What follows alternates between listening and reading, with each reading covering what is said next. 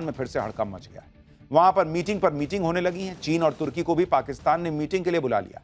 नरेंद्र मोदी ने विदेश दौरे में पाकिस्तान, चीन, तुर्की तीनों का एक साथ इलाज करके वापस लौटने का काम किया। अब तीनों ये सोच रहे हैं कि नरेंद्र मोदी जिस तरह से उन्हें निपटा रहे हैं उसमें वो मोदी से बचें कैसे, और इसके लिए फर्जी फील्ड मार्शल मुनीर को और ताकत दी जा रही है। असीम मुनीर के बारे में हमने कल आपको बताया था कि वो तख्ता पलट करने वाला ही है। असीम मुनीर के बारे में खबरें हैं कि वो जरदारी को हटाकर किसी भी वक्त पाकिस्तान का राष्ट्रपति बनने जा रहा है। असीम मुनीर ने राष्ट्रपति वाली पावर एक तरह से ले भी ली है भाई, क्योंकि आप देखिए कि ट्रंप के साथ लंच करना हो तो मुनीर जाता है, तुर्की जाना हो तो मुनीर जाता है, ईरान जाना हो तो मुनीर जाता है, और अब तो मुनीर श्रीलंका जा रहा है।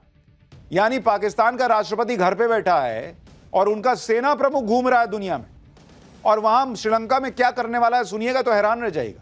मुनीर ही पाकिस्तान का सर्वे सर्वा बन चुका बॉस अनऑफिशियली। यहां लोग पाकिस्तान में तख्ता पलट की बातें करते रह गए, मुनीर ने एक तरीके से इंटरनली तख्ता पलट कर दिया। कल ही पाठशाला में हमने आपको बताया था कि किस तरह असीम मुनीर ने पाकिस्तान में तख्ता पलट करके आतंकियों की सरकार बनाने का पूरा प्लान फाइनल कर दिया। हालांकि अभी तक पाकिस्तान में तख्ता पलट हुआ नहीं है ऑफिशियली, लेकिन असीम मुनीर तो अभी से पूरे राष्ट्रपति टाइप बिहेव कर रहा है भाई। जो काम पाकिस्तान के राष्ट्रपति या प्रधानमंत्री को करना चाहिए इन दिनों वो सारे काम असीम मुनीर कर रहा है भाई। अमेरिका का दौरा हो, राष्ट्रपति के साथ लंच हो, अब असीम मुनीर श्रीलंका जा रहा है और पूरे शाही तामझाम के साथ। और ये किसी से छुपा नहीं है कि पाकिस्तान कंगाल होने की कगार पर खड़ा है, विदेशी कर्ज पर उसके खर्चे चल रहे हैं, लेकिन असीम मुनीर अलग ही दुनिया में जी रहा है। आप देखिए असीम मुनीर के श्रीलंका दौरे के लिए क्या क्या शाही इंतजाम किए गए। असीम मुनीर की श्रीलंका यात्रा किसी राष्ट्राध्यक्ष की तरह प्लान की गई है। 20 जुलाई को असीम मुनीर स्पेशल प्लेन से श्रीलंका जाएगा। श्रीलंका पहुंचने पर मुनीर का सेरेमोनियल बाइक एस्कॉर्ट के साथ स्वागत होगा। 3 दिन की यात्रा में असीम मुनीर हेलीकॉप्टर से आलीशान जगहों की सैर करेगा। मुनीर हेलीकॉप्टर पर श्रीलंका के मशहूर सिगिरिया रॉक किले और एडम्स पीक के ऊपर भी उड़ान भरेगा। यानी मुनीर इस तरह से बिहेव कर रहा है जैसे पाकिस्तान का राष्ट्रपति वहां गया हो या जा रहा हो। मुनीर ऐसे समय में विदेशी दौरे कर रहा है जब पाकिस्तान ने अपने कैबिनेट मंत्रियों की विदेश यात्राओं और आलीशान होटल्स में ठहरने पर बैन लगाया हुआ है। ऐसे में सवाल उठ रहे हैं कि क्या पाकिस्तान सरकार का आदेश सेना पर लागू नहीं होता, या फिर मुनीर ऑलरेडी इस तख्ता पलट कर चुका और वो अपने हिसाब से चीजें कर रहा है, कोई उसको बोलने वाला नहीं है। पाकिस्तान में असीम मुनीर पहले से ही ताकतवर था, अब उसे ताकत के और इंजेक्शन दिए जा रहे हैं क्योंकि उसे नरेंद्र मोदी की मार खाने से भी बचना है। नरेंद्र मोदी आज ही विदेश से लौट कर आए हैं और विदेश में पीएम मोदी ने इस बार पाकिस्तान का ही नहीं, पाकिस्तान के सारे दोस्तों का अच्छे से इलाज किया। नरेंद्र मोदी को विदेश में भर भर के अवार्ड मिले, उनका सम्मान हुआ। चीन जैसे दुश्मनों के लिए बड़ा झटका है ये, क्योंकि जिन देशों से पीएम मोदी को सम्मान मिला वो एक वक्त चीन को सलाम ठोकते थे, लेकिन आज की डेट में नरेंद्र मोदी की लीडरशिप में भारत का जलवा मान रहे हैं। नरेंद्र मोदी ने अपने विदेश दौरे में जिस तरह से चीन, पाकिस्तान, तुर्की को निपटाया उससे इन तीनों देशों में हड़कंप मच गया। इसलिए अब ये तीनों देश मिलकर नई खिचड़ी पकाने में जुट गए। पहले चीन की एयरफोर्स के chief of staff lieutenant general Wang gang ने पाकिस्तान के दौरे पर पहुंचने का काम किया। वांग की अगुवाई में चीन के रक्षा प्रतिनिधि मंडल ने इस्लामाबाद में पाकिस्तानी एयरफोर्स के हेडक्वार्टर में पाक एयरफोर्स के चीफ जहीर अहमद के साथ लंबी बैठक की और कल तुर्की के विदेश मंत्री ऑफिशियल विजिट पर इस्लामाबाद पहुंचे।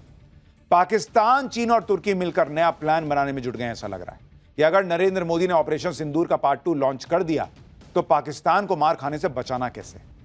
ऑपरेशन सिंदूर में ब्रह्मोस मिसाइल ने जिस तरह पाकिस्तान में घुसकर तबाही मचाई उससे पाकिस्तान और चीन भी कांप रहे हैं। लेकिन अब भारत के प्रोजेक्ट विष्णु से भारत के दुश्मनों की नींद उड़ जाएगी। यह एक ऐसा प्रोजेक्ट है जिसके तहत भारत ऐसी स्वदेशी मिसाइल बनाने जा रहा है जो ब्रह्मोस से भी कई गुना खतरनाक है। और इसकी खूबियों को जानने के बाद पाकिस्तान जो अभी ऑलरेडी बाप बाप कर रहा है, सोचिए उसका क्या होगा। क्योंकि इस ऑपरेशन विष्णु या प्रोजेक्ट विष्णु के पूरा होने के बाद भारत की मिसाइल पावर नई ऊंचाइयों पर पहुंच जाएगी। प्रोजेक्ट विष्णु पर भारतीय सेना के लिए हथियार तैयार करने वाला संगठन डीआरडीओ तेजी से काम भी कर रहा है। इस प्रोजेक्ट के तहत 12 अलग अलग तरह की हाइपरसोनिक मिसाइलें बनाई जा रही हैं। ये मिसाइलें इतनी तेज होंगी कि पूरे एशिया में पावर बैलेंस चेंज करने का दम रखेंगी। डीआरडीओ जल्दी ही ETLDHCM यानी extended trajectory long duration hypersonic cruise missile का टेस्ट शुरू करने वाला है। इन मिसाइल्स की रफ्तार मैक 8 यानी करीब 11,000 किलोमीटर प्रति घंटा हो, यानी 1 सेकंड में 3 किलोमीटर से ज्यादा दूरी तय करेगी। 1 सेकंड में 3 किलोमीटर से ज्यादा। इसकी मदद से पाकिस्तान के किसी भी हिस्से को कुछ ही मिनट में टारगेट किया जा सकता है। इतनी तेज गति के कारण दुश्मन के रडार इसे पकड़ ही नहीं पाएंगे। इसकी रेंज करीब 2000 किलोमीटर होगी, यानी ये पूरे पाकिस्तान और चीन के बड़े हिस्से को टारगेट कर सकेगी। इन मिसाइल में एडवांस नेविगेशन और कंट्रोल सिस्टम होगा, जिसकी मदद से मिसाइल को लॉन्च करने के बाद भी बीच रास्ते में इसका टारगेट बदला जा सकेगा। खास बात यह है कि इन मिसाइल को कहीं से भी, यानी मोबाइल लॉन्चर, एयरक्राफ्ट या फिर नेवी के वॉरशिप से भी दागा जा सकता है। प्रोजेक्ट विष्णु के तहत सिर्फ हमला करने वाली ही नहीं, बल्कि इंटरसेप्टर मिसाइलें भी बनाई जाएंगी, जो दुश्मन की क्रूज या बैलिस्टिक मिसाइल को रास्ते में ही नष्ट कर देगी। इतनी घातक मिसाइलें तैयार करके भारत, अमेरिका, रूस और चीन जैसे देशों की कतार में खड़ा हो जाएगा। इसलिए पाकिस्तान को जिससे मीटिंग करनी है कर ले, मुनीर को जितना राष्ट्रपति जैसा नौटंकी करना है कर ले। भारत भैया तैयारी कर रहा है कि ऑपरेशन सिंदूर पार्ट 2 लॉन्च करना पड़ सकता है, और फिर ठोकना पड़ेगा तो फिर कायदे से ठोकेंगे। पाकिस्तान में फिर से हड़कंप मच गया है। वहां पर मीटिंग होने लगी है। चीन और तुर्की को भी पाकिस्तान ने मीटिंग के लिए बुला लिया। नरेंद्र मोदी ने विदेश दौरे में पाकिस्तान, चीन, तुर्की तीनों का एक साथ इलाज करके वापस लौटने का काम किया। अब तीनों ये सोच रहे हैं कि नरेंद्र मोदी जिस तरह से उन्हें निपटा रहे हैं, उसमें वो मोदी से बचें कैसे, और इसके लिए फर्जी फील्ड मार्शल मुनीर को और ताकत दी जा रही है। असीम मुनीर के बारे में हमने कल आपको बताया था कि वो तख्ता पलट करने वाला ही है। असीम मुनीर के बारे में खबरें हैं कि वो जरदारी को हटाकर किसी भी वक्त पाकिस्तान का राष्ट्रपति बनने जा रहा है। असीम मुनीर ने राष्ट्रपति वाली पावर एक तरह से ले भी ली है भाई, क्योंकि आप देखिए कि ट्रंप के साथ लंच करना हो तो मुनीर जाता है, तुर्की जाना हो तो मुनीर जाता है, ईरान जाना हो तो मुनीर जाता है, और अब तो मुनीर श्रीलंका जा रहा है। यानी पाकिस्तान का राष्ट्रपति घर पे बैठा है और उनका सेना प्रमुख घूम रहा है दुनिया में, और वहां श्रीलंका में क्या करने वाला है सुनिएगा तो हैरान रह जाएगा। मुनीर ही पाकिस्तान का सर्वे सर्वा बन चुका बॉस अनऑफिशियली। यहां लोग पाकिस्तान में तख्ता पलट की बातें करते रह गए, मुनीर ने एक तरीके से इंटरनली तख्ता पलट कर दिया। कल ही पाठशाला में हमने आपको बताया था कि किस तरह असीम मुनीर ने पाकिस्तान में तख्ता पलट करके आतंकियों की सरकार बनाने का पूरा प्लान फाइनल कर दिया। हालांकि अभी तक पाकिस्तान में तख्ता पलट हुआ नहीं है ऑफिशियली, लेकिन असीम मुनीर तो अभी से पूरे राष्ट्रपति टाइप बिहेव कर रहा है भाई। जो काम पाकिस्तान के राष्ट्रपति या प्रधानमंत्री को करना चाहिए, इन दिनों वो सारे काम असीम मुनीर कर रहा है। भाई अमेरिका का दौरा हो, राष्ट्रपति के साथ लंच हो, अब असीम मुनीर श्रीलंका जा रहा है और पूरे शाही तामझाम के साथ। और ये किसी से छुपा नहीं है कि पाकिस्तान कंगाल होने की कगार पर खड़ा है।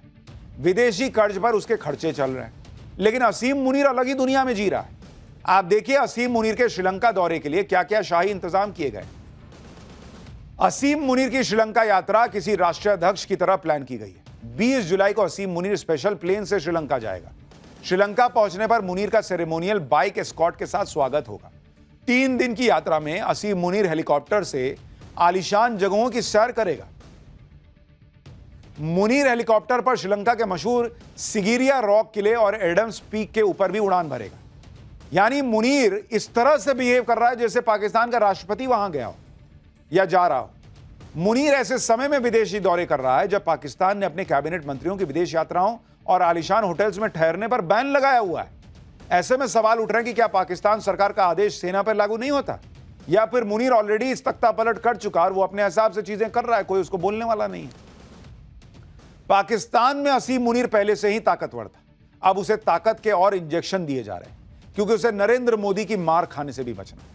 नरेंद्र मोदी आज ही विदेश से लौट कर आए हैं और विदेश में पीएम मोदी ने इस बार पाकिस्तान का ही नहीं, पाकिस्तान के सारे दोस्तों का अच्छे से इलाज किया।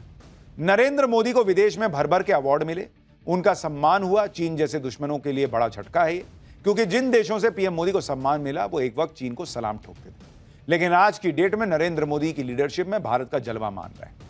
नरेंद्र मोदी ने अपने विदेश दौरे में जिस तरह से चीन, पाकिस्तान, तुर्की को निपटाया, उससे इन तीनों देशों में हड़कंप मच गया। इसलिए अब ये तीनों देश मिलकर नई खिचड़ी पकाने में जुट गए। पहले चीन की एयरफोर्स के chief of staff lieutenant general Wang gang ने पाकिस्तान के दौरे पर पहुंचने का काम किया। वांग की अगुवाई में चीन के रक्षा प्रतिनिधि मंडल ने इस्लामाबाद में पाकिस्तानी एयरफोर्स के हेडक्वार्टर में पाक एयरफोर्स के चीफ जहीर अहमद के साथ लंबी बैठक की, और कल तुर्की के विदेश मंत्री ऑफिशियल विजिट पर इस्लामाबाद पहुंचे। पाकिस्तान, चीन और तुर्की मिलकर नया प्लान बनाने में जुट गए। ऐसा लग रहा है कि अगर नरेंद्र मोदी ने ऑपरेशन सिंदूर का पार्ट 2 लॉन्च कर दिया तो पाकिस्तान को मार खाने से बचाना कैसे। ऑपरेशन सिंदूर में ब्रह्मोस मिसाइल ने जिस तरह पाकिस्तान में घुसकर तबाही मचाई, उससे पाकिस्तान और चीन भी कांप रहे हैं। लेकिन अब भारत के प्रोजेक्ट विष्णु से भारत के दुश्मनों की नींद उड़ जाएगी, यह एक ऐसा प्रोजेक्ट है जिसके तहत भारत ऐसी स्वदेशी मिसाइल बनाने जा रहा है जो ब्रह्मोस से भी कई गुना खतरनाक है। और इसकी खूबियों को जानने के बाद पाकिस्तान जो अभी ऑलरेडी बाप बाप कर रहा है, सोचिए उसका क्या होगा।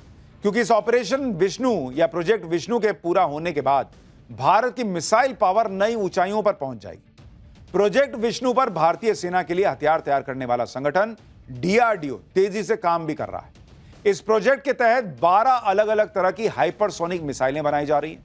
ये मिसाइलें इतनी तेज होंगी कि पूरे एशिया में पावर बैलेंस चेंज करने का दम रखेंगी। डीआरडीओ जल्दी ही ETLDHCM यानी extended trajectory long duration hypersonic cruise missile का टेस्ट करने शुरू करने वाला है। इन मिसाइल्स की रफ्तार मैक 8 यानी करीब 11,000 किलोमीटर प्रति घंटा हो, यानी 1 सेकंड में 3 किलोमीटर से ज्यादा